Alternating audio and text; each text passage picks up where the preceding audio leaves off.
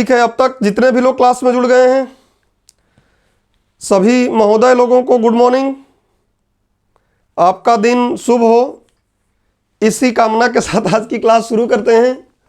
और एक बार थोड़ा मैं फिर से झांक लेता हूं कि कितने लोग क्लास में हैं। ठीक है, बाकी ग्रुप में आप लोग मैसेज डाल ही दिए होंगे, बाकी लोग आते रहेंगे। चलिए, तो सबसे पहले ये क्या लिखे हैं, शुभ हो, हाँ शुभ हो। चलिए, तो सबसे पहले लेक्चर की कोडिंग करिए। हम लोग पढ़ रहे हैं विज्ञान के मौलिक सिद्धांत। हम लोग पढ़ रहे हैं विज्ञान के मौलिक सिद्धांत, और विज्ञान के मौलिक सिद्धांत में फिजिक्स केमिस्ट्री फिजिक्स और बायो हो चुका है, जीव विज्ञान हो चुका है, ये रसायन विज्ञान चल रहा है। कोडिंग आप लोग साथ करते रहें। रसायन विज्ञान चल रहा है। रसायन विज्ञान के अब तक सामान्य अध्ययन के अनुसार बातों को समझते हुए लेक्चर 1 से लेकर 19 तक के लेक्चर हो गए हैं। 1 से 0 से शायद नहीं था, 1 से था। 1 से लेकर 19 तक के लेक्चर हो चुके हैं। आज का लेक्चर होगा लेक्चर नंबर 20, 20वां लेक्चर होगा इसका।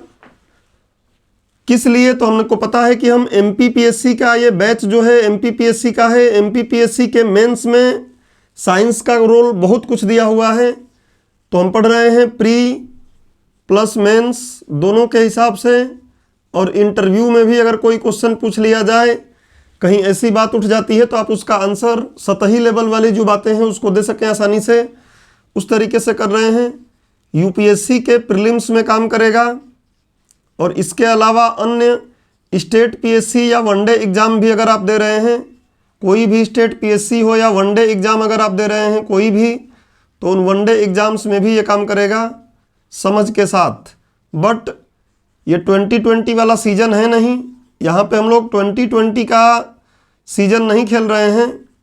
हम लोग यहाँ पे ओडीआई और टेस्ट की बात कर रहे हैं कि एक बार पढ़ो फिर अलग अलग स्टेडियम में घूमकर आपको पढ़ना ना पड़े।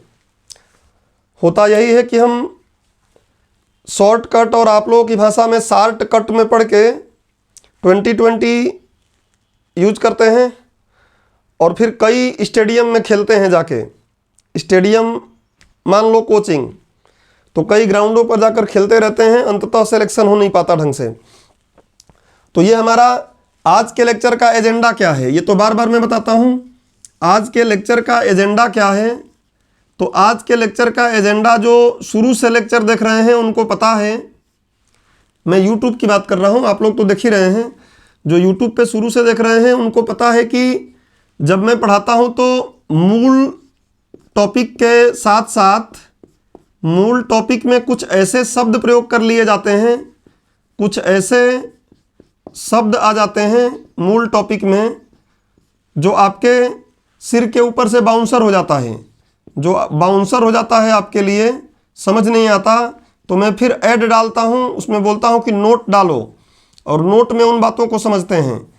तो आज का लेक्चर ही लगभग नोट जैसा होने वाला है। आज के लेक्चर में कुछ ऐड करेंगे हम लोग, एडवर्टाइज वाली बातें करेंगे, अच्छी बातें जो समझ में हमको आए। तो क्या क्या आज का एजेंडा रहेगा बना लो। आज हम पढ़ेंगे एक्स किरणों के बारे में। एक्स किरण के बारे में यहाँ क्यों पढ़ रहे हैं, क्या ज़रूरत था, फिजिक्स में ही पढ़ लेते। ज़रूरत इसलिए थोड़ा समझने की है कि कल की क्लास जाके देखिए, कैथोड किरणों से ही इसकी उत्पत्ति होती है। कैथोड किरणों से इलेक्ट्रॉन के बारे में पता चला, तो इसलिए हमने कल जब बात कर लिया है इसको, तो आज इतना समझ लेते हैं कि कैथोड किरण के कारण एक्स किरणों का उद्गम कैसे हुआ, इसके बारे में खोज कैसे हुआ, और इसका डेली लाइफ में क्या यूज है, क्या उपयोग है, ये थोड़ी सी बातें इसका हम देख लेंगे। उसके बाद दूसरी चीज़ हम क्या देखेंगे, तो कई दिनों से 2 लेक्चर से लगातार हम सुन रहे हैं 2-3 बातें। क्या, प्रतिदीप्ति, एक और बात सुन रहे हैं स्फुरदीप्ति, है तो फिजिक्स के टॉपिक ये, लेकिन यहाँ सुन रहे हैं तो मैं पहले ही बोल चुका हूँ कि जो टर्म्स टेक्निकल यहाँ आ जाएंगे सब समझाया जाएगा, और ये बात और भी कई जगहों पर आगे शायद मिल जाए।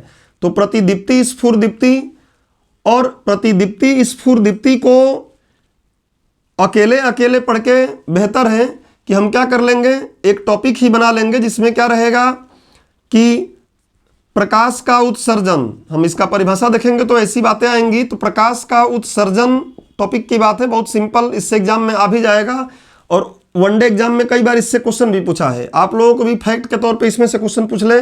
प्रकाश का उत्सर्जन दो तरीके से होता है, एक ताप के माध्यम से, ताप बढ़ाते हैं तब प्रकाश का उत्सर्जन होता है। किसी चीज़ को गर्म करो, किसी भी चीज़ को गर्म करोगे तो उसमें से ताप का उत्सर्जन होने लगता है। और दूसरा होता है ठंडे अवस्था में प्रकाश का उत्सर्जन। तो हम देखेंगे कि ये किस में आता है, ठंडा अवस्था में प्रकाश का उत्सर्जन। अभी इन बातों को जब पढ़ेंगे तो क्लियर हो जाएगा। और कुछ ऐसी ही बातें और हम लोग यहाँ पढ़ लेंगे, इनका इंग्लिश नाम भी आगे बताऊंगा, जब पढ़ाऊंगा तब इसका इंग्लिश नाम भी बता दूंगा। फ्लोरोसेंस, इसको फोस्फोरोसेंस बोलते हैं। और कुछ और बातें थोड़ी सी हम पढ़ लेंगे जिसको हम बोलते हैं, कुछ पदार्थ ऐसे होते हैं जिनको बोलते हैं उत्फुल्ल पदार्थ, उत्फुल्ल, और इस गुण को उत्फुल्लता बोलते हैं। एक और चीज होती है आर्द्रता ग्राही, आर्द्रता ग्राही पदार्थ। ये सब प्रीलिम्स के फैक्ट के तौर पे पूछे जा सकते हैं और मेंस में भी पूछ सकता है। अभी मैं आप लोगों को मेंस का क्वेश्चन कराऊंगा तो उसमें जेल क्रोमेटोग्राफी के बारे में मेंस में क्वेश्चन पूछा हुआ है। एमपीपीएससी मेंस में पूछा है जेल क्रोमेटोग्राफी। और जेल क्रोमेटोग्राफी अगर हम जाके देखें तो उसमें जेल क्रोमेटोग्राफी जो है वो बी फार्मा के जो बच्चे पढ़ते हैं ना, उसमें उनको पढ़ाया जाता है कि किस तरीके से ब्लड से क्या चीज़ें अलग की जाती हैं क्या।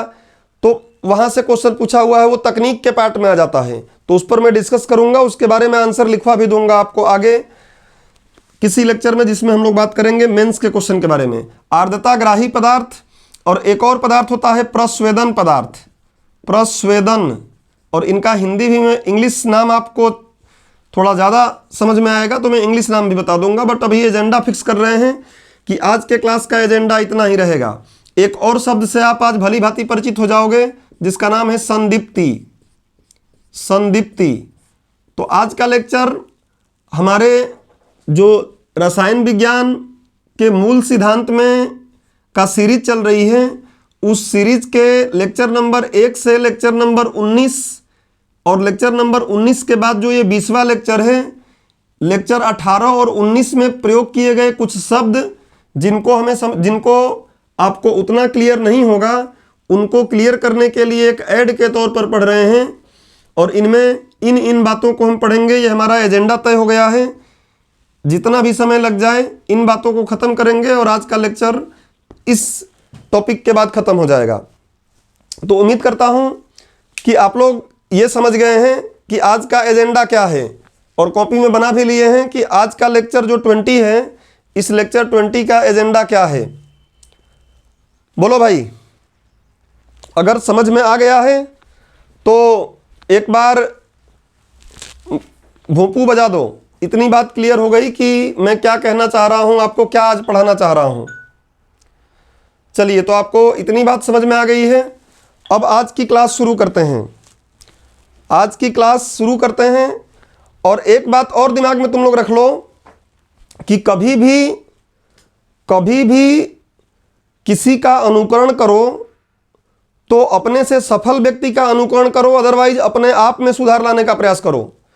दूसरे को मत देखो कि आपके मित्र ऑनलाइन क्लास में अटेंडेंस नहीं दे रहे हैं बल्कि कहीं पार्क में अटेंडेंस दे रहे हैं, तो वो तो उनके ही सिर पे आएगा ना, वही भुगतेंगे उसके कारण। हम उनका अनुकरण क्यों करें जो कुछ बुरा कर रहे हैं, जो अपने काम को नहीं कर रहे हैं। उनका अनुकरण करने से जीवन नहीं बनना है। आप अनुकरण उनका करो जो आपसे बेहतर कर रहे हैं, जिनके तरीके अच्छे हैं, और अपने आप में सुधार लाने का प्रयास करो। दूसरों को देखकर कभी काम होता नहीं है। चलिए आगे बढ़ते हैं। दूसरों को देखकर अच्छी चीज़ों के लिए प्रेरित हो जाओ तो अच्छी बात है, दूसरों को देखकर बुरी चीज़ों के लिए प्रेरित हो रहे हो तो गलत कर रहे हो। बढ़ते हैं आगे। आज के क्लास में आप बहुत कुछ चीज़ें सीखेंगे और हम लोग सामान्य अध्ययन के लेवल पर समझेंगे। ये बात पहले ही आप दिमाग में रखना है। हम लोग उसको विशेष अध्ययन के तरीके से नहीं पढ़ेंगे। तो कल के लेक्चर का कोई भी रिवीजन यहाँ पे मैं करने वाला नहीं हूँ, रिकैप करने वाला नहीं हूँ। एक दिन पहले ही कहानी हुई है। तो हेडिंग डालिए आप लोग आज की क्लास में। सबसे पहले एक्स किरणों की खोज, एक्स किरणों की खोज, एक्स किरणों की खोज। और सबसे पहले यहां समझो कि एक्स किरण इसको क्यों बोला गया। एक्स किरण बोलने का कारण क्या है, एक्स क्यों। तो ध्यान रखना कि जब इसकी खोज हुई ना, जब इसकी खोज हुई थी, खोज किया था एक व्यक्ति था जिसका नाम था विल्हेम रोंटजन, रोंटेजन, ठीक है। ये विल्हेम रोंटेजन, ये इसका नाम था। इस व्यक्ति ने खोज किया तो इसके गुणों के बारे में पता इसको चला ही नहीं। गुणों का पता शुरुआत में चला नहीं कि इसमें गुण क्या है। गुणों का पता शुरुआत में नहीं चला, शुरुआत में गुणों के बारे में पता नहीं चल पाया। और जब कोई चीज़ पता नहीं चलती है तो अक्सर हम, आप देखते हो अक्सर बोलते हैं मिस्टर एक्स। मिस्टर एक्स मतलब कौन है हमको पता नहीं है। एक्स मतलब होता है जो अज्ञात चीज़ें हैं, और इसलिए इन्होंने इसका नाम क्या रख दिया, एक्स किरण। बाद में इसके गुण पता चल गए, बाद में गुण पता चले, लेकिन नाम रख दिया गया क्या, एक्स किरण। तो एक्स किरण ही नाम रह गया, बाद में गुण पता चले। तो ये दिमाग में आपको रखना है। खैर ये कोई आपसे पूछना नहीं है, लेकिन थोड़ा आइडिया रहना चाहिए कि इसकी खोज विल्हेम रोंटजन ने किया और शुरू में एक्स किरणों के गुणों के बारे में कुछ पता नहीं चला कि क्या है क्या नहीं है।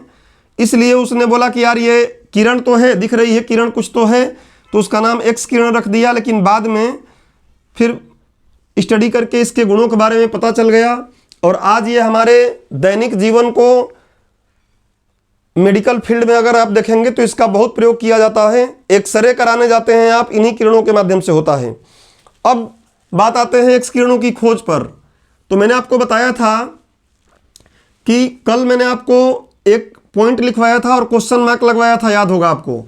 मैंने बोला था कि जब कैथोड किरणों को, अभी लिखना नहीं है समझ लो, कल क्या लिखवाया था, जब कैथोड किरणों को उच्च गलनांक वाली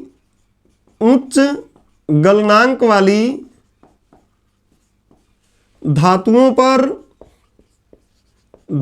पर आरोपित किया जाता है। उच्च गलनांक, गलनांक पहले इसलिए पढ़ चुके हो कि जिसको गलाने के लिए बहुत ज़्यादा ताप देना पड़ता हो, इसलिए उसका गलनांक उच्च है। उच्च गलनांक वाली धातुओं पर आरोपित कराया जाता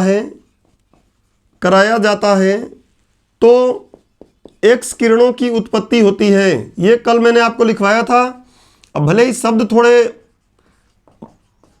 उस समय जो दिमाग में आया था वैसे लिखवाया, आज वैसे लिखवा रहा हूँ जैसा अभी समझ में आ रहा है। एक्स किरणों की उत्पत्ति हुई या उत्पत्ति होती है, ये आप लिख सकते हैं। ये बात लिख के मैंने कल बोला था कि क्वेश्चन मार्क लगा लेना। मतलब एक्स किरणों की खोज का श्रेय देना चाहिए किसको, कैथोड किरणों को। अगर कैथोड किरण नहीं समझ में आई होती तो एक्स किरण समझ में नहीं आई होती। तो ये बात मैंने लिखवाया था। अब इसी को आगे बढ़ाएंगे, थोड़ा समझना है आपको। देखो किया क्या गया, विलियम रोंटजन साहब ने एक काम किया, और वो काम क्या किया उन्होंने, तो कैथोड लिया। आपको पता है कैथोड को हम लोग ऐसे दिखा रहे थे कल के लेक्चर में। ये माइनस, ये एक प्लेट थी जिसको इलेक्ट्रोड बोल रहे थे। तो कैथोड किरण यहां से निकलेगा, इस कैथोड किरण को आगे भेजा गया और यहां पर बीच में डाल दिया गया क्या, एक उच्च गलनांक की धातु, उच्च गलनांक की धातु लगा दी गई। तो जाके ये उच्च गलनांक की धातु पर टकराए, और उच्च गलनांक की धातु पर टकराने के बाद मैं आपको बताया था कि वेदन क्षमता इनकी होती है ना, भेदते भी हैं। तो उच्च गलनांक की धातु पर टकराने के बाद जब बाद में किरणें निकली तो उनका तरीका ही पूरा बदल गया। जो इधर किरणें दिख रही थी वो क्या कैथोड किरणें थी। हम लोग सामान्य अध्ययन के लेवल पे समझ रहे हैं, ठीक है ना। डायग्राम भी मैं आपको उसी हिसाब से बना रहा हूँ, टिपिकल नहीं कर रहा हूँ, ज़्यादा टफ नहीं कर रहा हूँ। कैथोड किरण आपतित की गई हैं, लेकिन इसके कारण इसमें से एक अलग प्रकार की किरण निकलने लगी। इधर देखे कि इधर तो कुछ और डाले थे, यहाँ कुछ और निकल गई, तो इधर एक अलग प्रकार की किरण निकलने लगी और आगे एक रख दिया गया पर्दा। ऐसे पर्दा रख दिया, या पर्दा नहीं बोलना है तो आप फोटोग्राफिक प्लेट बोल दो, फोटोग्राफिक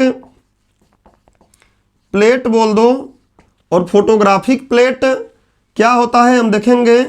कांच पर कुछ प्रतिदीप्त या स्फुरदीप्त पदार्थों का लेप चढ़ाकर फोटोग्राफिक प्लेट बनाई जाती है, जिससे कि उस पर चित्र ले सकें हम। तो इसलिए स्फुरदीप्त और प्रतिदीप्त पदार्थ पढ़ा रहा हूं कि क्लियर आपको बात समझ में आ जाए, अदरवाइज वो फिजिक्स की बातें हैं। तो यहाँ एक स्क्रीन रख दिए, वो फोटोग्राफिक प्लेट बोल दो या पर्दा बोल दो। तो देखा गया कि ये एक्स किरणें जो हैं इस पर्दे पर जाने के बाद क्या कर रही थी, इस पर्दे पर जाकर यहाँ पर एक वृत्ताकार, एक गोल गोल प्रकार का संरचना बन रहा था। इनके कारण ऐसी एक गोल संरचना बन रहा था। इसका क्या मतलब है हम देखेंगे। और इनका अध्ययन करने से पता चला कि यार ये तो कैथोड जैसी किरण नहीं दिख रही है, कुछ अलग किरण दिख रही है। अब इसके गुण तो पता चले नहीं रोंटगन को शुरू में, और इसलिए उसका नाम उसने क्या रख दिया, एक्स किरण। तो देखो कैथोड किरणों को उच्च गलनांक की धातु पर गिराया गया और आगे पर्दा रखा गया, तो उसने ऐसा एक वृत्ताकार छाप छोड़ दिया। और इसको हमने तुलना करके देखा कि यही है क्या, तो पता चला कि ये नहीं है, बल्कि कुछ अन्य प्रकार की किरण निकल रही है। उस किरण का नाम एक्स किरण रख दिया गया। हमको रांटजन, अरे यार तुम लोग, मुझे देख रहा हो तो धीरे धीरे मेरा लैंग्वेज बिगड़वा दोगे। रोंटजन को रांटजन बोल रहे हो। क्लास ज्वाइन करने का मैं बोल रहा हूं, तुम लोग क्लास ज्वाइन कर रहे हो। चाहते क्या हो आखिर में, दिल चाहते हो या जान चाहते हो?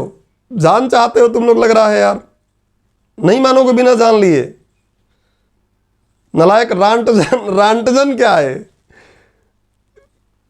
क्लास ज्वाइन कर लिए हैं सर। अरे क्लास ज्वाइन करो यार, क्लास ज्वाइन कैसे कर ले रहे हो तुम लोग? पागल बना के छोड़ोगे क्या मुझे भी?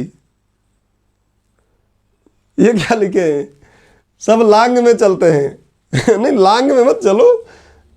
चलो ये डायग्राम बना लिए और बात बेसिक लेवल पे समझ में आ गई। हम सामान्य अध्ययन पढ़ रहे हैं, लिखो। अब इसमें थोड़ा सा एक दो लाइन लिख लो। लिखो, जब कैथोड किरणों को, ये इधर वाला बात तो लिखे लिए हो, ये वाला मैंने लिखवा रहा हूं कि कौन खोज किया, सब बता दिया मैं, ठीक है ना, कि कौन खोज किया, क्या किया, तो उसका नाम लिखने की आवश्यकता है नहीं। और कब किया था ये, तो शायद 1895 की बात है। तो आपको इतना डेट भी नहीं दिमाग में रखना है। 1895 एडी, एडी क्या है, हिस्ट्री के फर्स्ट लेक्चर में बताया गया था 1895। तो लिखो, जब कैथोड किरणों को उच्च गलनांक वाली, जब कैथोड किरणों को उच्च गलनांक वाली, जब कैथोड किरणों को उच्च गलनांक वाली किसी धातु पर आपतित कराया जाता है, किसी धातु पर आपतित कराया जाता है, प्रीलिम्स में भी ये क्वेश्चन बन सकता है, धातु पर आपतित कराया जाता है,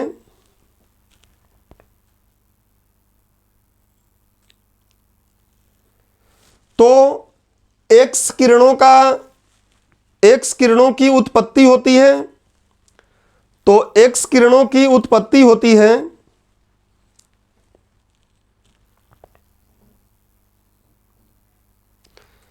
एक्स किरणों की उत्पत्ति होती है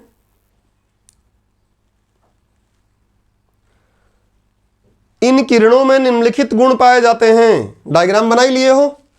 इन किरणों में निम्नलिखित गुण पाए जाते हैं। 3-4 गुण लिख लो, फिर आ जाते हैं अगले पॉइंट पर। लिखो, इन किरणों में निम्नलिखित गुण पाए जाते हैं। इन किरणों में निम्नलिखित गुण पाए जाते हैं। सबसे पहले लिखो, हमने देखा कि ये वाला जो कैथोड किरण है वो इसकी भेदन क्षमता मतलब कम मोटी चीज को ही भेद पा रही है, लेकिन एक्स किरणें उत्पन्न इससे होती है, लेकिन उसके बाद भी इसकी भेदन क्षमता क्या होती है, कैथोड किरणों से भी ज्यादा होती है। तो सबसे पहला पॉइंट लिखो, इनकी भेदन क्षमता समझ चुके हो, पिछले लेक्चर से ही कई बार बोल रहे हैं। इनकी भेदन क्षमता कैथोड किरणों से भी अधिक होती है, कैथोड किरणों से अधिक होती है।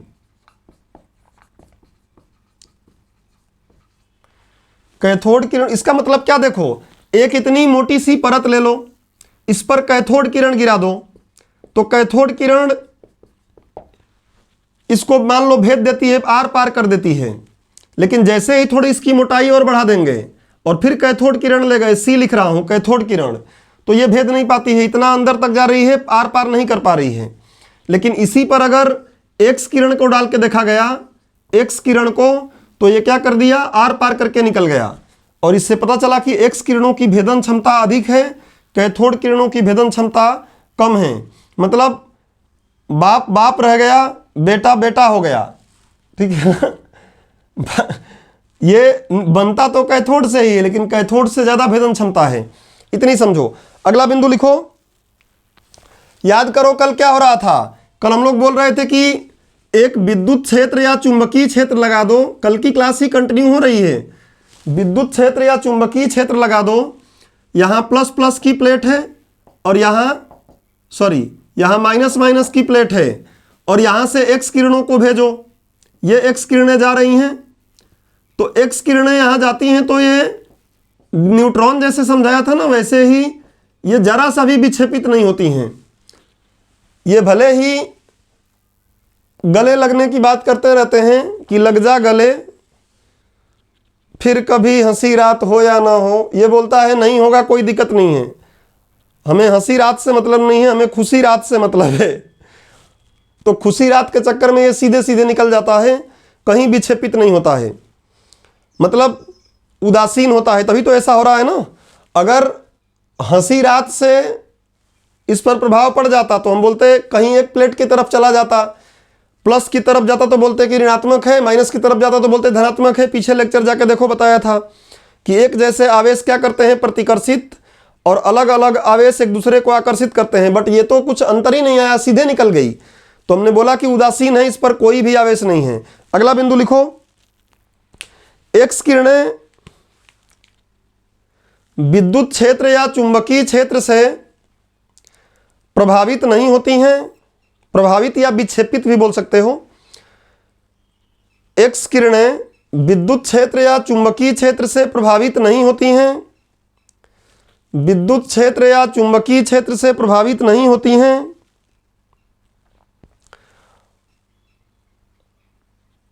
अर्थात ये न तो धनात्मक प्लेट की तरफ मुड़ती हैं और न ही ऋणात्मक प्लेट की तरफ, अर्थात ये न तो धनात्मक प्लेट की तरफ मुड़ती हैं और न ही ऋणात्मक प्लेट की तरफ।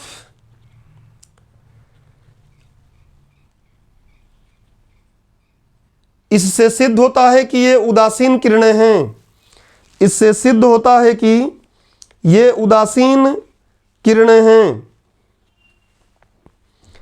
इससे सिद्ध होता है कि ये उदासीन किरणें हैं।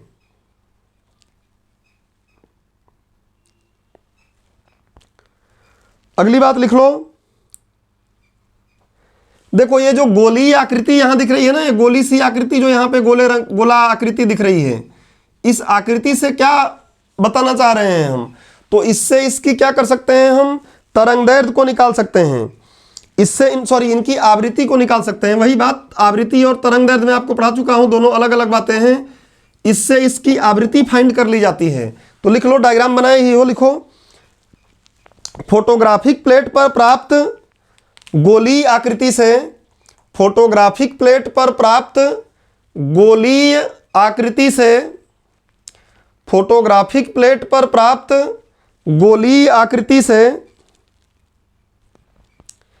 एक्स किरणों की आवृत्ति ज्ञात की जा सकती है, एक्स किरणों की आवृत्ति ज्ञात की जा सकती है। एक्स किरणों की आवृत्ति ज्ञात की जा सकती है।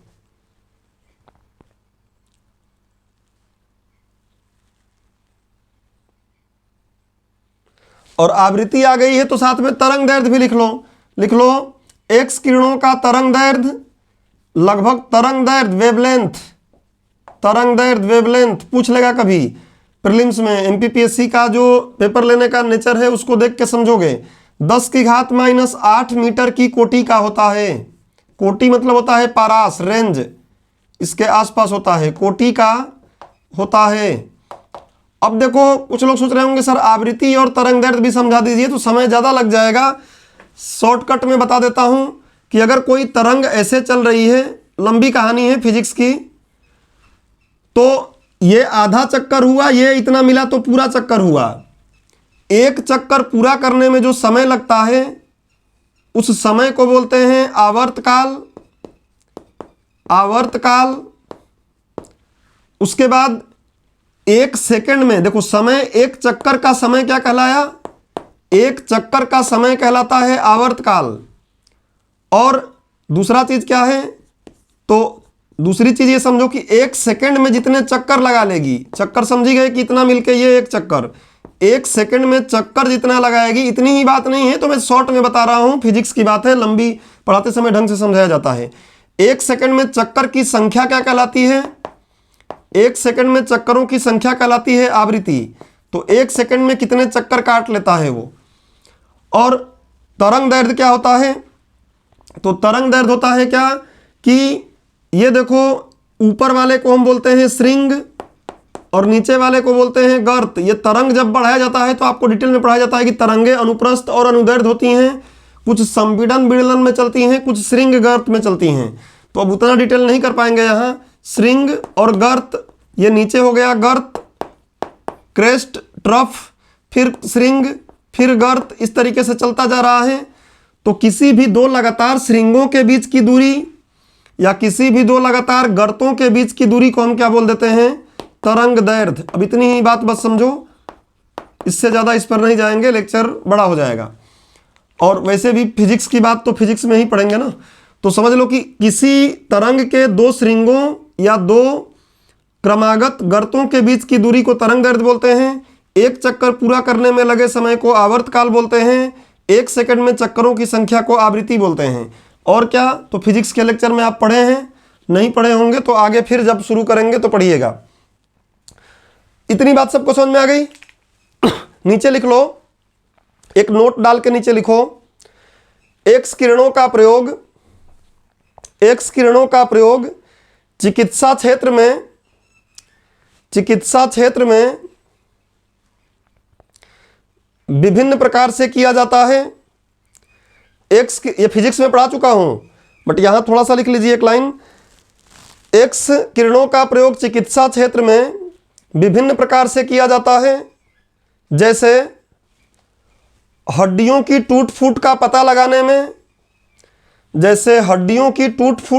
लगाने में, इत्यादि। फिजिक्स में पढ़े हैं, यहां बात नहीं करते हैं।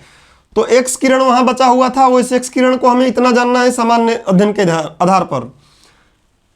इतनी बात सबको समझ में आ गई। तो इसको मिटाता हूं मैं और आगे अगली बात करते हैं। ठीक है, तो इसको मैं मिटा रहा हूं। एक्स किरण का इससे ज़्यादा नहीं जानना है।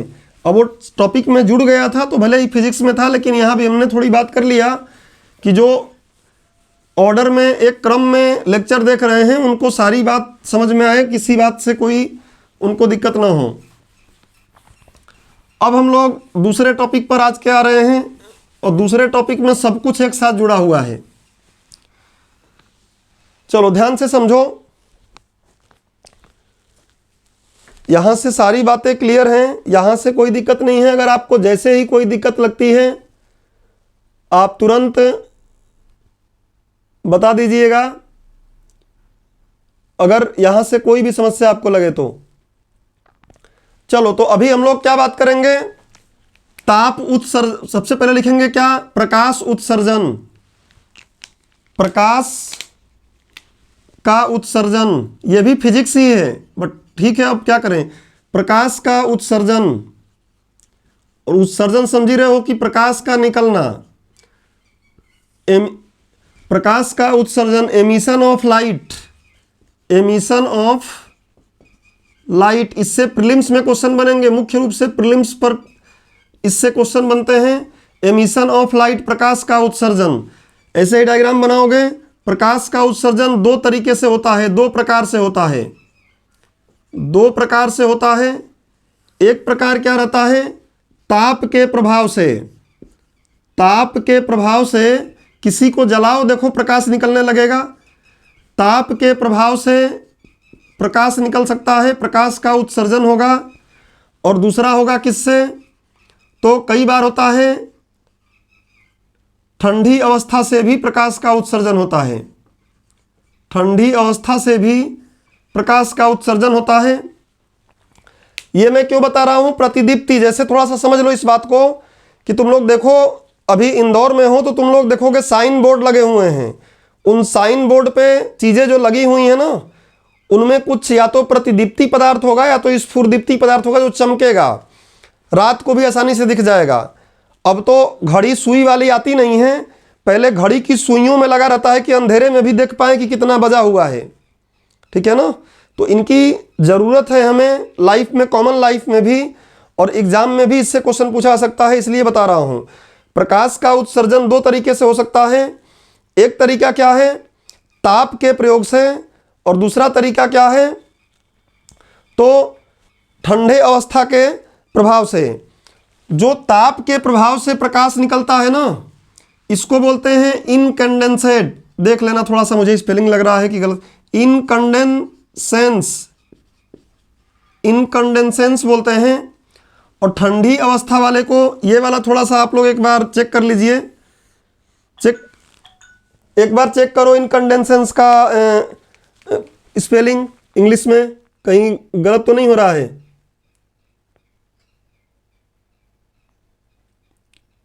भेजो भेजो, देखो मुझे मोबाइल ना उठाना पड़े। सर रेडियम होता है ना, वो रेडियम भैया वो थोड़ा सा अलग चीज़ है। रेडियम में मैं आपको बताऊंगा, वो जब पढ़ेंगे ना रेडियो एक्टिविता तो देखेंगे। हाँ, लेकिन वो भी चमक करता है, वो भी ऐसा है, इसमें कोई शक नहीं है।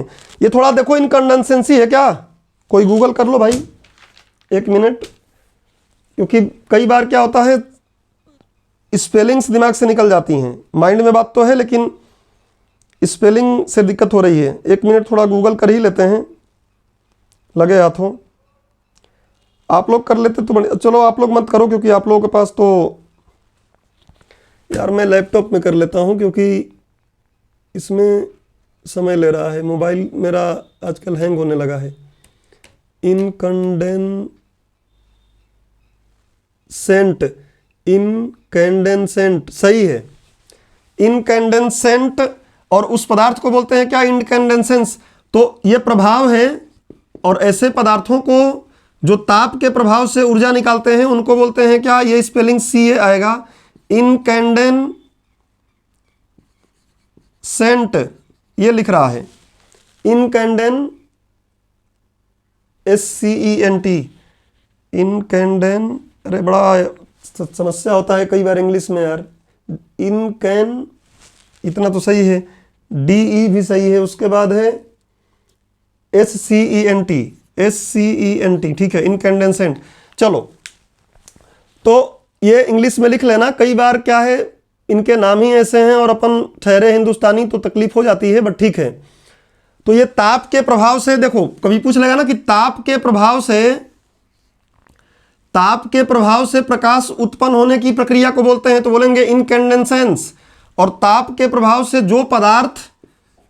जो पदार्थ प्रकाश उत्सर्जित करने लगते हैं उसको हम क्या बोलते हैं, इनकैंडेंसेंट पदार्थ। दूसरा क्या है, ठंडी अवस्था। तो ठंडी अवस्था में जो प्रकाश को उत्सर्जन करेंगे उनको हम बोलते हैं क्या, ल्यूमिनेसेंस, ल्यूमिनेसेंस। देख लेना इसका भी स्पेलिंग, ल्यूमिनेसेंस। ऐसे पदार्थ जो अपनी ठंडी अवस्था में, गर्म नहीं होंगे, ये तो गर्म हो जाएंगे, ये बिना गर्म हुए प्रकाश का उत्सर्जन कर रहे हैं, तो इस प्रक्रिया को बोलते हैं ल्यूमिनेसेंस। और ऐसे पदार्थ को बोलेंगे क्या, ल्यूमिनेसेंट, ल्यूमिनेसेंट। कोई कुछ बोल रहा है क्या, नहीं, अलार्म बज रहा है आज 8:30 का। तो क्या नाम है, लुमिनिसेंट। ये क्या होते हैं, तो ठंडी, ये गर्म वाले अवस्था का हमें यहाँ पढ़ना नहीं है, जरूरत ही नहीं है। तपायनिक उत्सर्जन हमें नहीं पढ़ना है। ठंडी अवस्था में देखोगे तो कई चीज़ें हैं, इसको में भी कई प्रकार के होते हैं। बस समझ लो कि ये गर्म नहीं होंगे, गर्म नहीं होंगे, इनको संदीप्ति बोलते हैं। इसका नाम क्या होता है, संदीप्ति। ठंडी अवस्था से ही काम चलता है, संदीप्ति इसी को बोलते हैं, देख लीजिएगा, लुमिनिसेंस। तो इसमें देखोगे तो इसमें भी कई प्रकार के होते हैं।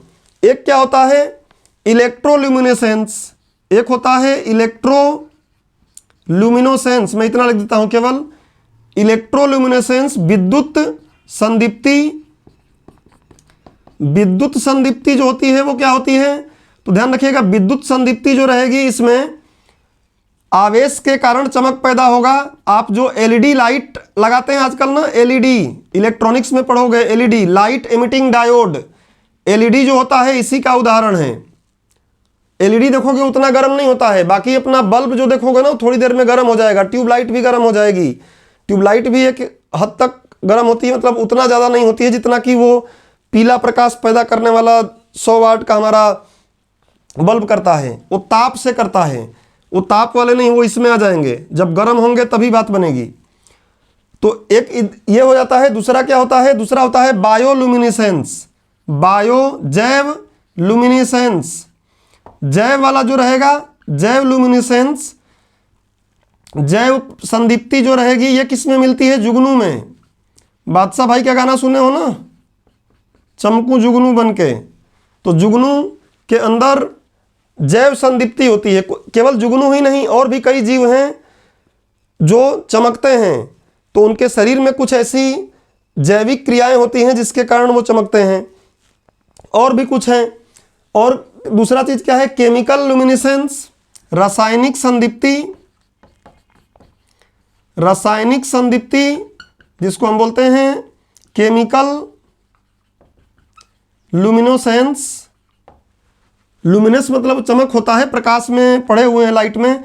ये रासायनिक वाला क्या है, तो कुछ केमिकल रिएक्शन हो रहा है और उसके कारण चमक रहा है कोई चीज़। कोई भी केमिकल रिएक्शन हो रहा है और उसके कारण अगर कोई चीज़ चमक रहा है तो उसको हम बोलते हैं क्या, रासायनिक संदीप्ति। और ऐसा कोई चीज़ का एग्जाम्पल अगर हम देखें तो आप फास्फोरस को देख सकते हो, चाहे अब रेडियम को ही बात कर रहे थे आप, रेडियम ही ले लो, रेडियम ले लो, या फिर फास्फोरस जो होता है वो भी चमकता है। ये सब इसमें आ जाएंगे। ये तो रासायनिक हो गया। और उसके बाद एक और क्या होता है, फोटो लुमिनेसेंस। फोटो, फोटो मतलब प्रकाश। दिखाई इतना दे रहा है ना, नहीं दिखाई दे रहा है, रुक जाओ थोड़ा सा इसको पीछे करते हैं। मैं इधर यहाँ लिख देता हूँ, फोटो लुमिनोसेंस। फोटो लुमिनोसेंस ये क्या होता है, प्रकाश कारण। जैसे ही प्रकाश पड़ेगा ना, जैसे ही प्रकाश पड़ेगा तो प्रकाश के कारण ये चमकेंगे।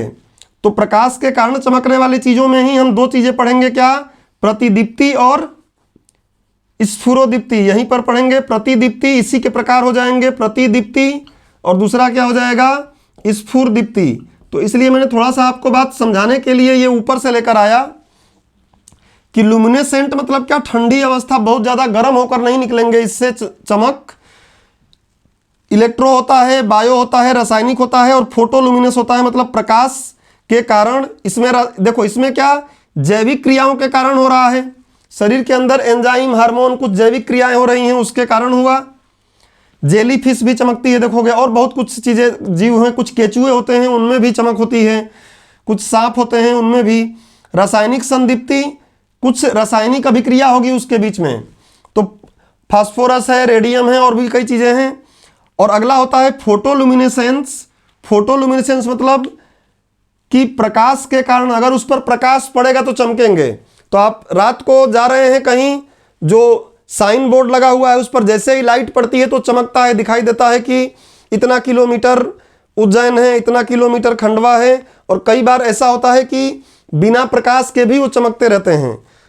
तो वो प्रकाश पहले लेकर इकट्ठा कर लिए हैं अपने शरीर में और फिर धीरे धीरे उसको निकाल रहे हैं।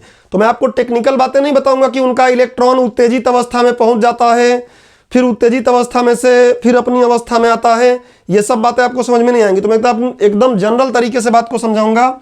ये डायग्राम बना लिए, ऐसे ही बना लो इसको, संदीप्ति वाले को संदीप्ति, और इधर वाले में क्या क्लियर हो गया कि जब गर्म होगा तभी प्रकाश पैदा करेगा। तो निर्वात नली भी ऐसी होती थी, निर्वात नली भी गर्म होती थी तभी काम करती थी।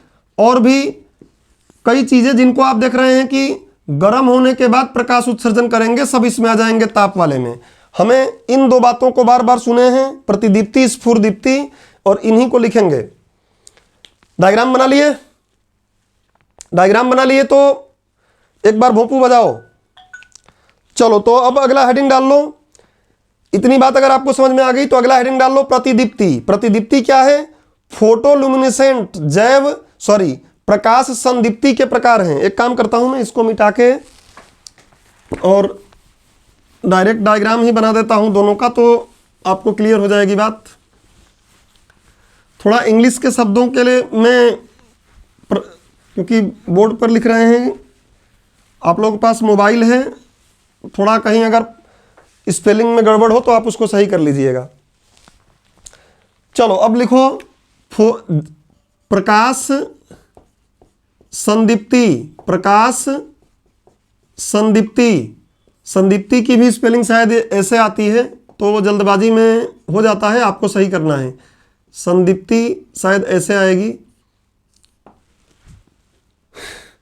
या फिर ऐसे भी आ सकती है, तो ये आपको सही कर लेना है। ये देख लेना तीनों में से कौन सी सही है। मुझे लगता है ये सही है, ये दोनों गलत हैं। प्रकाश संदीप्ति लिखो इसमें, जब कोई पदार्थ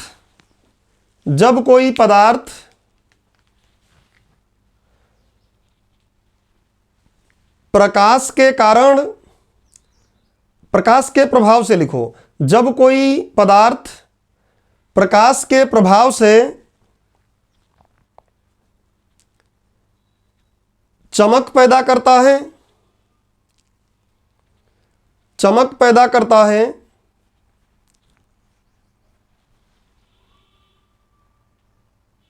तो उस पदार्थ को प्रकाश संदीप्त पदार्थ, तो उस पदार्थ को प्रकाश संदीप्त पदार्थ तथा इस घटना को प्रकाश संदीप्ति कहते हैं, तथा इस घटना को प्रकाश संदीप्ति कहते हैं।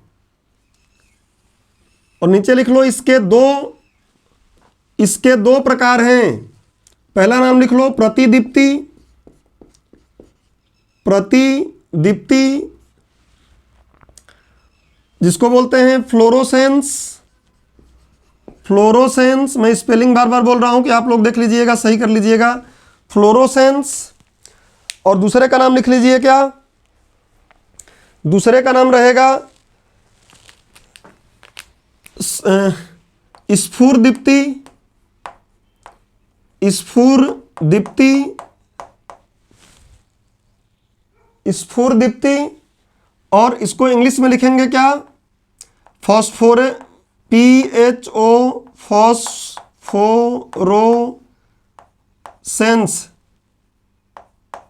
तो स्पेलिंग जरूर आप एक बार चेक कर लीजिएगा। फॉस्फोरोसेंस बोलते हैं इसको, फॉस्फोरोसेंस।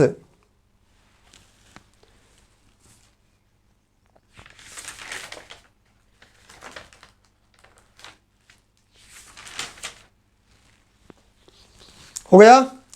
अब समझ लो इसमें क्या है, प्रतिदीप्ति वाले में क्या है।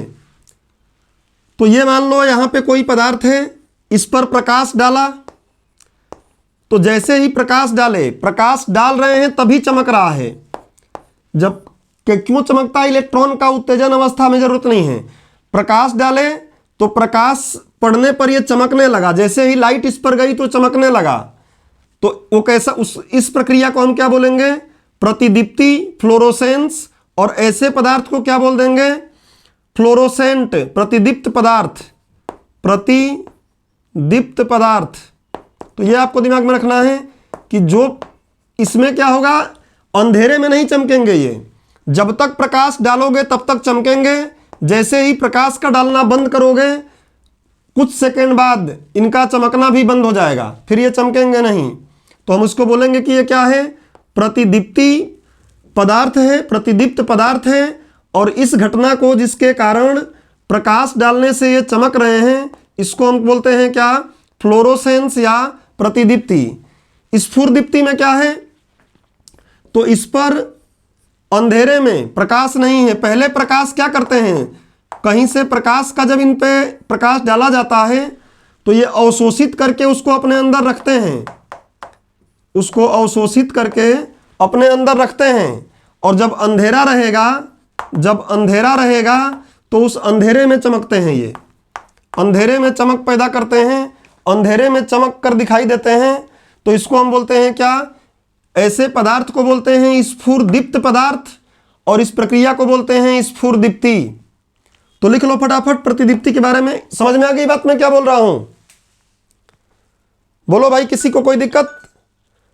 क्लियर समझ में आ रहा है ना मैं क्या बोल रहा हूं? ये क्या होंगे? जब प्रकाश पड़ेगा तब तक ही चमकेंगे, जैसे ही प्रकाश। अच्छा, तुम लोग ये जो चालान काटते हैं पुलिस वाले, क्या बोलते हैं, ट्रैफिक पुलिस, उनको देखे हो?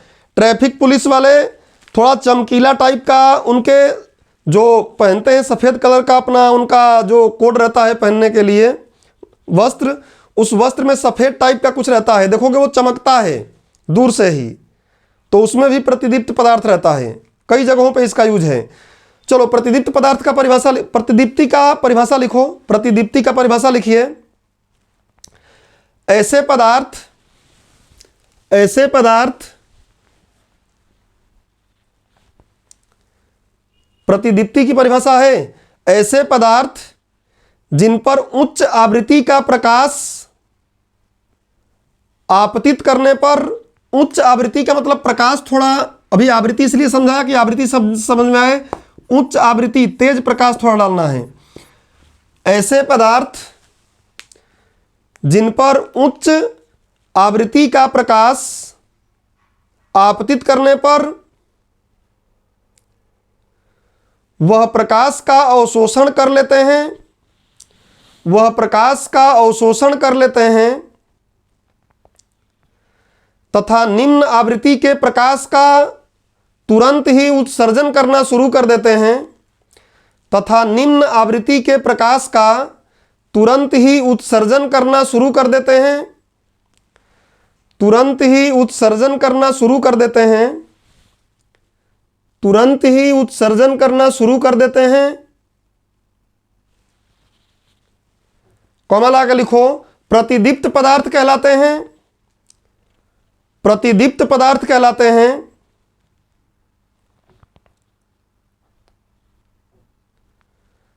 तथा पदार्थों के इस गुण को प्रतिदीप्ति कहते हैं, तथा पदार्थों के इस गुण को फ्लोरोसेंस प्रतिदीप्ति कहते हैं।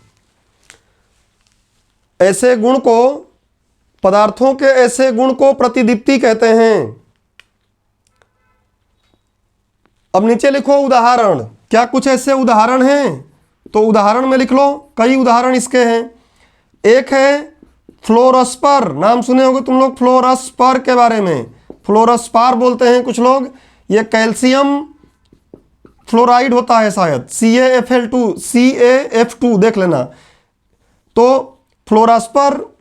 दूसरा क्या है? Zinc sulphide. इनको कहीं लेप लगाएंगे तो ये चमकेंगे, कहीं भी लेप लगा दो इसका चमकने लगेंगे, प्रकाश पड़ेगा तो। Zinc sulphide, zinc sulphide, fluorspar zinc sulphide हो गया। सल्फाइड, जिंक सल्फेट करना, सल्फाइड नहीं है शायद, जिंक सल्फेट देख लेना, यहां पे जिंक सल्फेट है। एक्चुअली नॉर्मली इसको क्लास में पढ़ाते नहीं है, जरूरत पड़ती नहीं है, फिजिक्स में कहीं कहीं जरूरत पड़ती है, तो थोड़ा दिमाग से निकल रहा है। जिंक सल्फेट शायद है, ZNS है, हाँ जिंक सल्फेट। उसके बाद लिखो एक और है जिंक सिलिकेट। जिंक सिलिकेट फॉर्मूले से मतलब नहीं है, आप केवल लिख लो जिंक सिलिकेट। ये सब चमक पैदा करने के लिए आते हैं, जिंक सिलिकेट। जिंक सिलिकेट के बाद और भी कुछ चीजें हैं, जैसे आप लिख सकते हैं कैडमियम बोरेट। कैडमियम बोरेट लिख लो, कैडमियम तत्व है, आगे तत्व पढ़ना ही है हम लोगों को, आवर्त सारणी जब पढ़ेंगे तो। कैडमियम बोरेट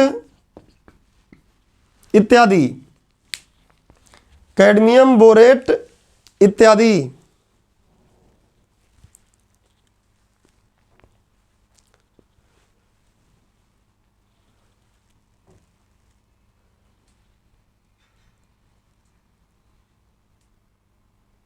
अब लिखो स्फुरदीप्ति, दूसरे तरफ आ जाओ, स्फुरदीप्ति।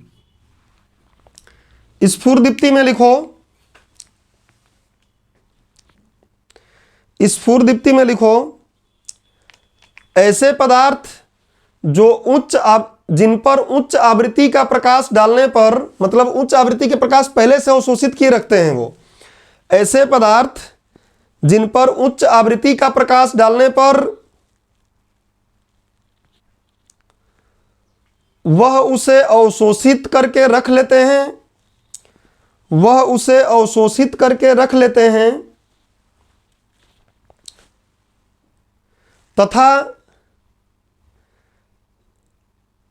तथा प्रकाश की अनुपस्थिति में, तथा प्रकाश की अनुपस्थिति में, जब प्रकाश नहीं है, प्रकाश की अनुपस्थिति में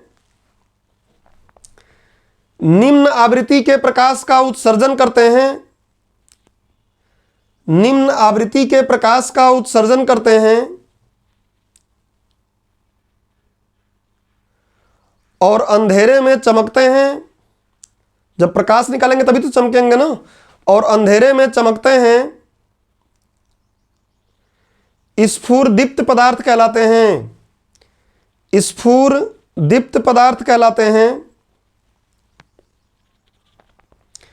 स्फुरदीप्त पदार्थ कहलाते हैं।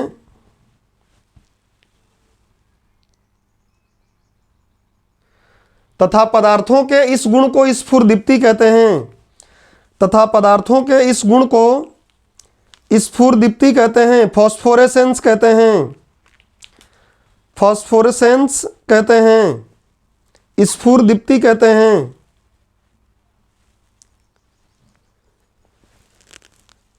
उदाहरण एक दो लिख लो इनका भी, एक दो उदाहरण इनका भी लिख लो। कैडमियम लिखो, कैडमियम, जैसे कैडमियम, जिंक इत्यादि के सल्फाइड, कैडमियम, जिंक इत्यादि के सल्फाइड, कैडमियम, जिंक इत्यादि के सल्फाइड। और ध्यान रख लेना कि इसमें एक और एग्जाम्पल ये दोनों में कॉमन है, ZnS, जिंक सल्फेट दोनों में आता है। जिंक सल्फेट जो होता है ना, दोनों के जैसा काम करता है। तो ये कभी आपको कंफ्यूज नहीं होना है, कहीं पढ़ लें कि जिंक सल्फेट स्फुरदीप्त है तो सही है, और वो प्रतिदीप्त भी है, दोनों जैसा काम करता है जिंक सल्फेट इत्यादि। एक और लिख लो, बेरियम सल्फाइट, बेरियम सल्फाइट, इसका इन सब का लेप चढ़ाते हैं जहां भी हमको चमक पैदा करना है अंधेरे में, बेरियम सल्फाइट। और ये लिख लिए होगे, तो अब लिख लो इन उपयोग, इन दोनों को जुड़कर लिख लो उपयोग, दैनिक जीवन में उपयोग, प्रतिदीप्त का, स्फुरदीप्त का दैनिक जीवन में प्रयोग लिखो। सबसे पहले लिख लो फोटोग्राफिक प्लेट में। अब फोटोग्राफिक प्लेट में एग्जैक्ट कौन सा होता है, सिल्वर ना और भी चीजें की जाती हैं, उनको हम यूज नहीं कर रहे हैं, बस लिख लो फोटोग्राफिक प्लेट में। उसके बाद लिखो साइनिंग बोर्ड पर, साइनिंग बोर्ड पर, साइनिंग बोर्ड पर अक्षरों को लिखने हेतु लिखो सुई वाली घड़ियों में, घड़ी की सुई पर इनका प्रयोग किया जाता था। सुई वाली घड़ियों में, घड़ी की सुई पर इनका प्रयोग किया जाता था। क्यों किया जाता था? क्योंकि अंधेरे में उसको हम देख सकें। बाकी समझ ही रहे हो आप। लिख लो ट्रैफिक पुलिस के वस्त्र पर भी, ट्रैफिक पुलिस के ड्रेस पर भी ऐसे पदार्थों का प्रयोग किया जाता है, ऐसे पदार्थों का प्रयोग किया जाता है।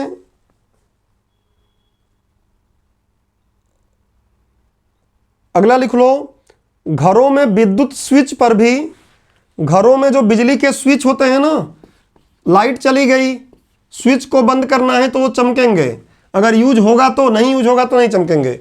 लिख लो घरों में बिजली के स्विच पर इत्यादि। अब बहुत कुछ इसके उपयोग हैं, आप कंसेप्ट समझ गए कि स्फुरदीप्ति और प्रतिदीप्ति क्या है, ये मुझे समझाना था मुख्य रूप से। स्फुरदीप्त अंधेरे में भी चमक पैदा करते हैं, लेकिन प्रकाश को पहले से इकट्ठा करके रखे रहते हैं।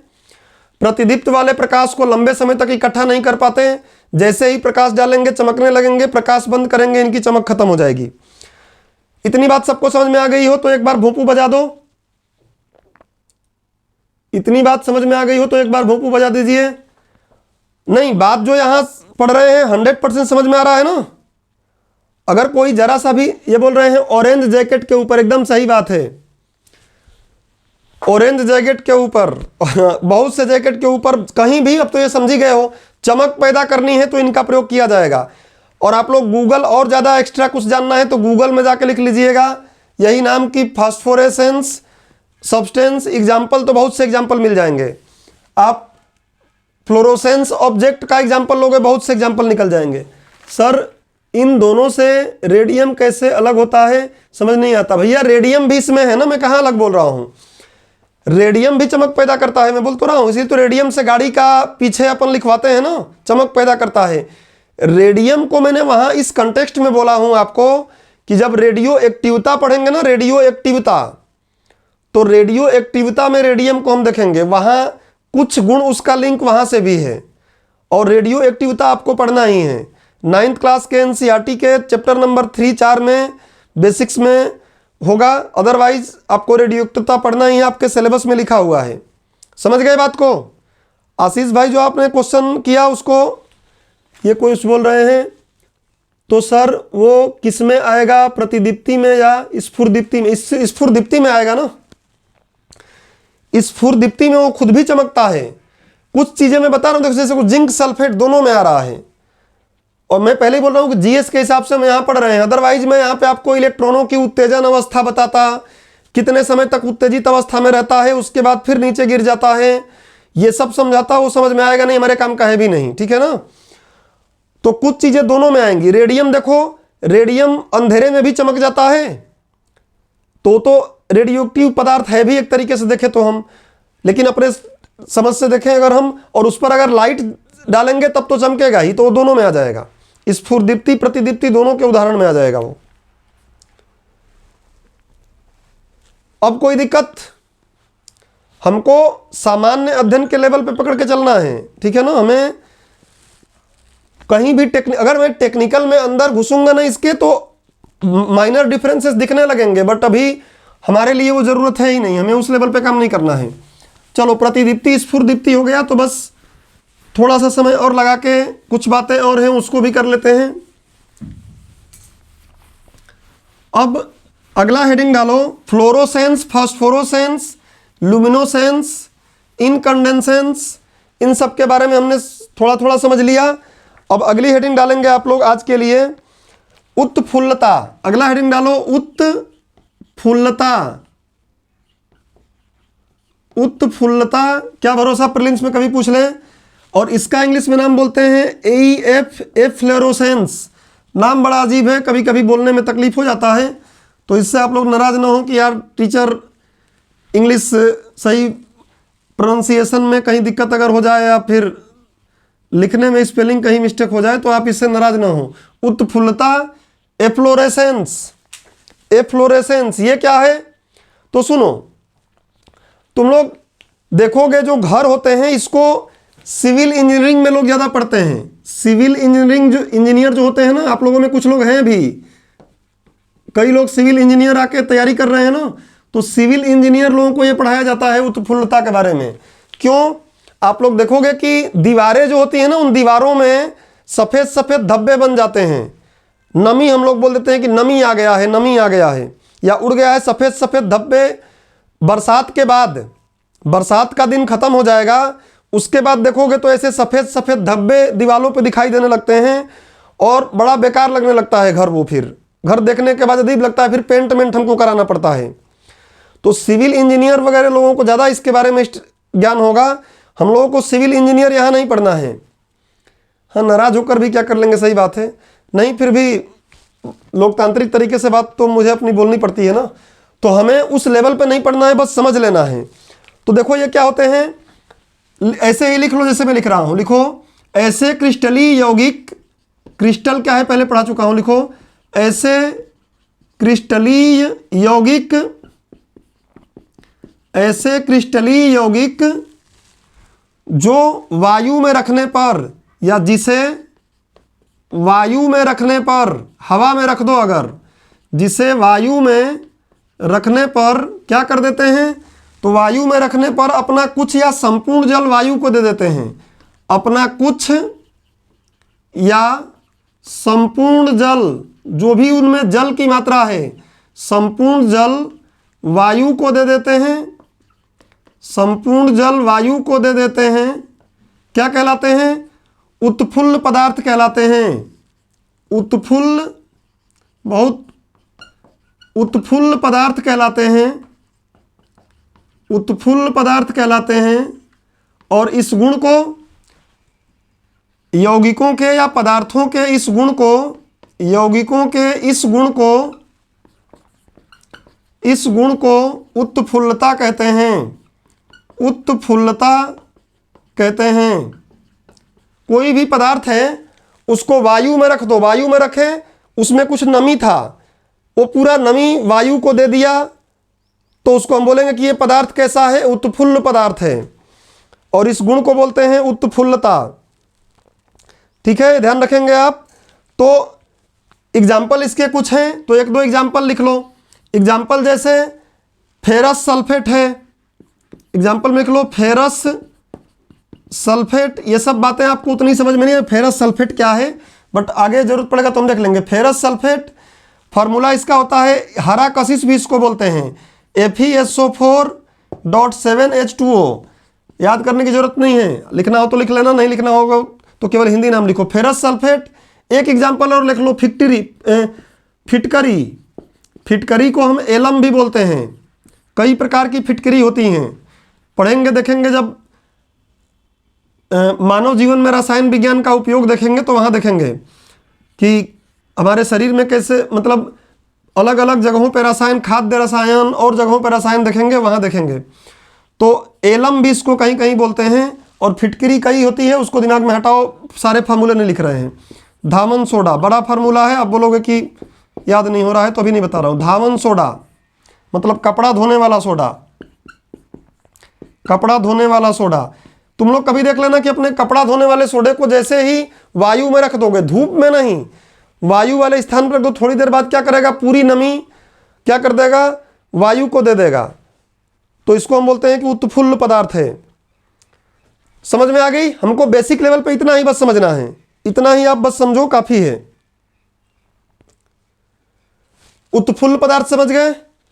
ऐसे यौगिक या ऐसे क्रिस्टलीय पदार्थ जिसको वायु में रखने पर अपना कुछ या संपूर्ण वायु, संपूर्ण जल वायु को दे देते हैं, ऐसे पदार्थों को उत्फुल्ल पदार्थ, और इस गुण को हम क्या बोल देते हैं, उत्फुल्लता।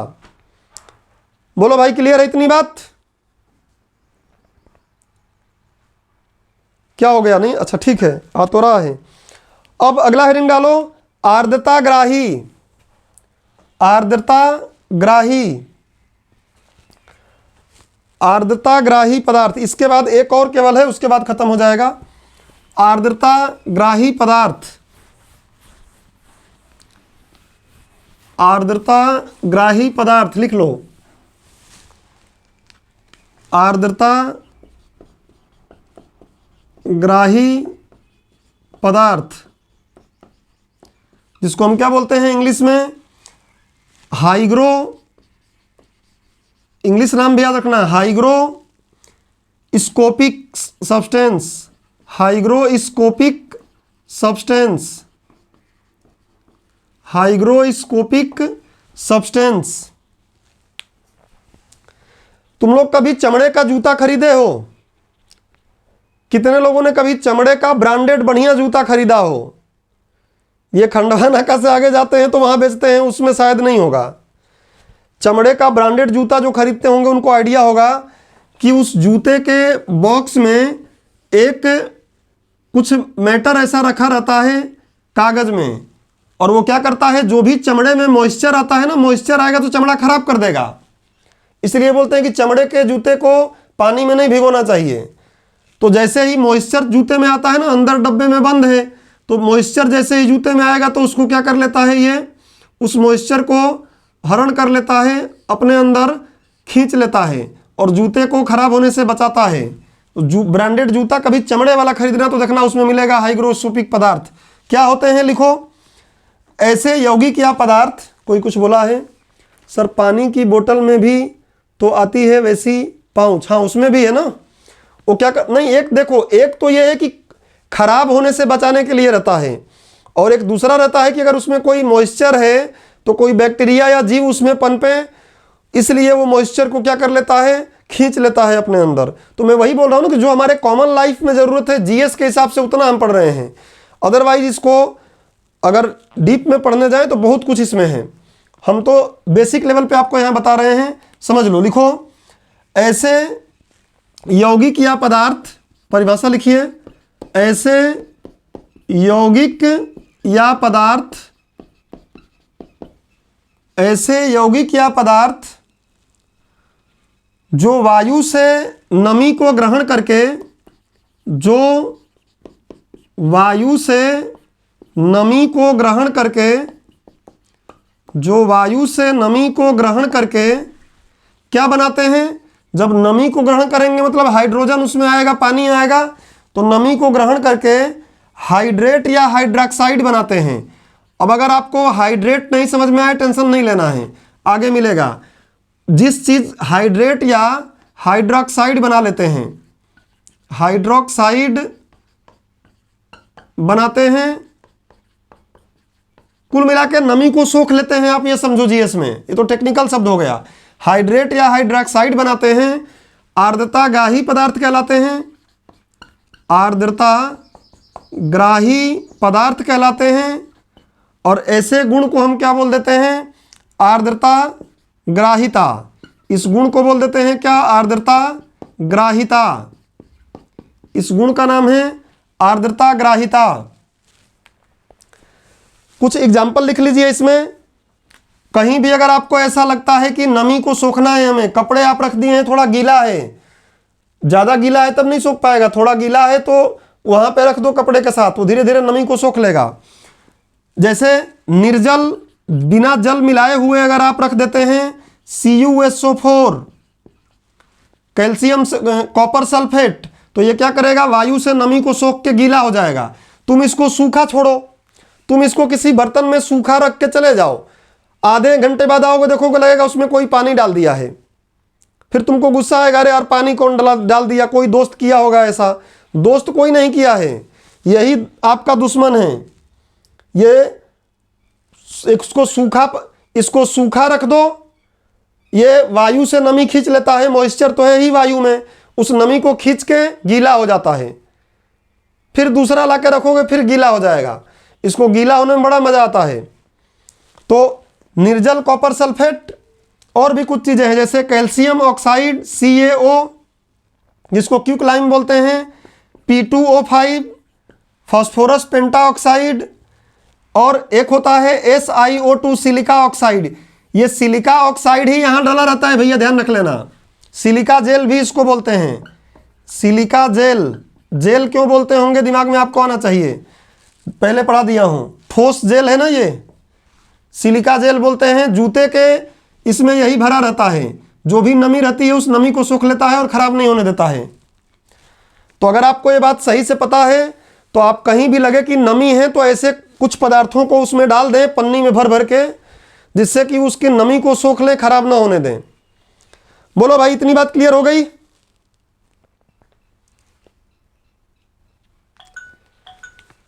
ये एक जगह और उपयोग में आते हैं, जैसे मान लो कोई नमी वाली गैस है, कोई ऐसी गैस है जिसमें नमी है, जिसको बोलते हैं मोइस्ट गैस।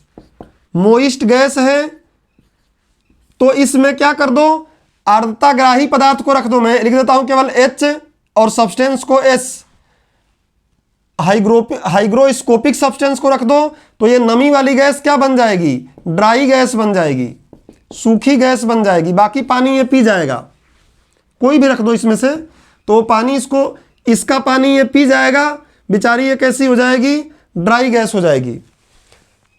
अगला हेडिंग डाल लो लास्ट आज के लिए, जिसका नाम है प्रस्वेदन। प्रस्वेदन। बस आज का ये लास्ट ऐड पढ़ रहे थे हम लोग। फिजिक्स की बात को मैंने केमिस्ट्री में लेकर आया, कारण था कि आपको बातें क्लियर कट समझ में आ जाएं। जो मैं शब्द बोलता हूं उन शब्दों को अपने मन में न सोचना पड़े। और जीएस के लेवल पर इससे ज़्यादा हमें जानना ज़रूरत नहीं है। कुछ एग्जाम्पल्स और आपको ढूंढने हैं तो उसके लिए आप सहारा ले सकते हैं। बहुत सी आपको गूगल पर बहुत सी चीज़ें मिल जाएंगी इसके एग्जाम्पल में। लास्ट लिखो प्रस्वेदन। प्रस्वेदन इंग्लिश में क्या बोलते हैं? सब में सेंस तो लग ही रहा है। Deli, DELI, deliquescence. Deliquescence इसको बोलते हैं। ये डेली क्यूसेंस प्रस्वेदन। अब प्रस्वेदन क्या है? तो प्रस्वेदन में लिखो, इसका परिभाषा लिखो, एकदम ऐसा ही है। इसका परिभाषा लिखिए। एक बात मैं आपको थोड़ा सा और समझा दूं कि जो पहले वाला था ना, इसमें जो हमने इसके पहले पढ़ा आर्द्रताग्राही, इसमें थोड़ा सा अंतर है दोनों एक ही बातें। आर्द्रताग्राही ये क्या करता है, जैसे CuSO4 लिए, इसको एक बर्तन में रख दिए, थोड़ी देर बाद आके देखे तो ये क्या हो गया, इसमें गीला हो गया ये। लेकिन गीला तो हुआ, गीला होने के बाद ये असंतृप्त रहा। अभी इसमें पानी और मिला सकते हैं। असंतृप्त विलयन पीछे पढ़ा चुका हूं, तो ये असंतृप्त रहता है। अभी इसमें इसको और गीला किया जा सकता है, इसमें और पानी मिलाया जा सकता है, और मॉइस्चर मिलाया जा सकता है। लेकिन प्रस्वेदन में बस इतना अंतर होता है कि ऐसे पदार्थों को अगर रखोगे तो ये क्या करते हैं, ये इतना नमी खींचते हैं, नमी ये भी खींचते हैं, इतना नमी खींच जाते हैं कि ये संतृप्त बन जाते हैं। इनका पेट पूरा भर जाता है, एकदम संतृप्त बन जाएंगे। इसमें अलग से मॉइस्चर मिला हम नहीं पाएंगे। संतृप्त विलयन और असंतृप्त विलयन क्या होता है पहले पढ़ा चुका हूं। तो बस पीछे वाले में एक लाइन और लिख लो, ये पीछे वाले में एक लाइन और लिख लो, क्योंकि इसके परिभाषा से समझ में आया कि इसको बताना जरूरी है। पीछे वाले में लिख लो कि यह वायु से नमी को लेकर गीले तो होते हैं परंतु असंतृप्त ही रहते हैं। ये वायु से नमी को लेकर गीले तो होते हैं परंतु असंतृप्त ही रहते हैं। असंतृप्त पीछे पढ़ा चुका हूं। और चीजें इसमें मिलाई जा सकती हैं, जो चीज खींच रहा है वो नमी खींच रहा है तो। परंतु ये बोल रहे हैं चंदा जोड़ रहे हैं, फिर लाते हैं ब्रांडेड जूता, फिर देखते हैं निकलता है। जरूर निकलेगा, पैसा जोड़ना क्यों है?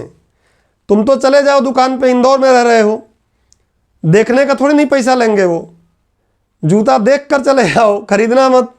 क्या यार दिमाग लगाते हो तुम लोग? जाओ जूता देख कर चले आओ। और भी कई जगहों पे, यही थोड़ी नहीं, और जगहों पे ऐसे भर के उसमें भरा रहता है, इसीलिए कि वो नमी उसमें आए तो उसको खत्म। दवाइयों के जो मेडिसिन होती है ना, दवाई के डब्बे में अगर देखोगे ना, डब्बे वाली दवाई लाओगे उसमें भी रहता है, जिससे कि कोई मॉइस्चर बच गया है तो उस मॉइस्चर को पी जाए, दवाइयाँ खराब ना हो। एक जगह की बात थोड़ी नहीं है। चलो ये बात समझ गए ना, संतृप्त वाला। अब इसका परिभाषा लिखोगे तो आसानी से लिख पाओगे। लिखो ऐसे पदार्थ या यौगिक जिसको वायु में रखने पर, ऐसे पदार्थ या यौगिक जिसको वायु में रखने पर, ऐसे पदार्थ या यौगिक जिसको वायु में रखने पर ये वायु से नमी को खींच लेते हैं। ये वायु से नमी को खींचकर, वायु से नमी को खींचकर संतृप्त अवस्था को प्राप्त कर लेते हैं या संतृप्त विलयन बना देते हैं। लिख लो, वायु से नमी को खींचकर संतृप्त अवस्था को प्राप्त कर लेते हैं। वायु से नमी को खींचकर संतृप्त अवस्था को प्राप्त कर लेते हैं। प्रस्वेदन पदार्थ कहलाते हैं, डेलिक्विसेंस सब्सटेंस कहलाते हैं, प्रस्वेदन पदार्थ कहलाते हैं, प्रस्वेदन पदार्थ कहलाते हैं। तथा इस गुण को डेली सीक्वेंस कहते हैं, प्रस्वेधनता कहते हैं, इस गुण को डेली सीक्वेंस कहते हैं।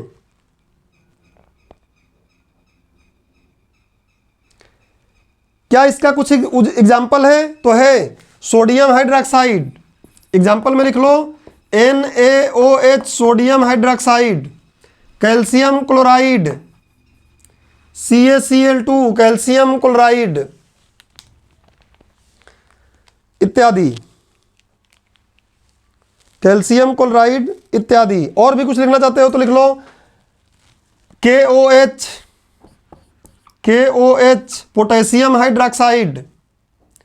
और कुछ लिखना चाहते हो तो लिख लो MgCl2 मैग्नीशियम क्लोराइड इत्यादि। हमको इतने याद नहीं रखने हैं, बस समझना है कि काम क्या करना है ये।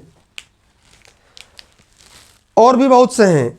अच्छा ये बताओ, ज्यादा मॉइस्चर को खींचना है तो किसको डालोगे? प्रस्वेदन वाले को डालोगे या आर्द्रताग्राही को डालोगे? ज्यादा मॉइस्चर खींचना है तो ये डालेंगे क्योंकि ये संतृप्त तक पहुंच जाता है। कम मॉइस्चर खींचना है तो ये डाल देंगे। दोनों का प्रयोग आवश्यकता अनुसार इंजीनियर लोग करते हैं, आवश्यकता अनुसार जो इस फील्ड में लोग हैं वो लोग करते हैं। हमें सामान्य अध्ययन में ये बात समझनी है कि कभी देखे तो समझे कि क्यों इसका प्रयोग किया जाता है। समझ गए? तो आज की क्लास में मुझे इतना ही समझाना था। अगली क्लास में जब हम मिलेंगे लेक्चर नंबर 21 में मिलेंगे तो उसमें हम लोग बात करेंगे परमाणु की संरचना। उसका टॉपिक रहेगा परमाणु की संरचना, और परमाणु की संरचना का मॉडल हम पढ़ेंगे कि कौन कौन से मॉडल दिए गए हैं, और इनसे आपको मेंस में 6 नंबर का क्वेश्चन पूछा गया है। लेकिन उससे पहले ये बातें जब आ गई तो थोड़ा क्लियर रहेगा। कई बार तुम लोग देखोगे नमक को जैसे ही नहीं, रोल मॉडल नहीं, ये परमाणु संरचना के मॉडल, संरचना कैसा है वो मॉडल दिए हैं, रोल मॉडल नहीं। मैं क्या बोल रहा हूं कि तुम लोग कभी नमक को बाहर छोड़ना, नमक को खुले में छोड़ना, नमक को पैक रखते हैं ना, नमक को खुले में छोड़ना, देखना नमक धीरे धीरे थोड़ा गीला हो जाएगा, ऐसा लगेगा कि उसमें पानी कोई डाल दिया है। पानी डालेंगे नहीं लेकिन पानी उसमें ऐसा लगता है डाल दिया गया है कुछ। तो नमक में तो ये गुण नहीं होता है खैर, लेकिन उस नमक में कुछ और चीज़ों की मिलावट रहती है थोड़ी बहुत हल्की फुल्की, और वो रहते हैं कैसे? या तो वो प्रस्वेदन टाइप के होते हैं या आर्द्रताग्राही टाइप के होते हैं। इसलिए वो क्या होता है, धीरे धीरे उसमें पानी दिखने लगता है। शक्कर में भी ऐसा होता है, चीनी में भी होगा ऐसा। कुछ ऐसी चीज़ें रहती हैं जिससे वो धीरे धीरे क्या होने लगता है, सिड़न आ जाती है। हाँ, सिड़न उसको बोल दो, जो भी आप अपनी भाषा में बोल रहे हो, उसमें नमी आ जाती है। इस नमी को कम करने का क्या तरीका क्या नहीं, ये सब आगे इंजीनियरिंग की पार्ट होती है, जहाँ खासकर सिविल इंजीनियरिंग में जब लोग पढ़ते हैं, अपने काम का नहीं है। खासकर जो घर मर बनाते हैं ना, तो उसमें सिलन ना आए, उसमें ये ना हो, उसमें ये चीज़ें ना हो, उसके लिए होता है, हमारे काम का नहीं है। चलो, तो इतनी बातें सबको समझ में आ गई।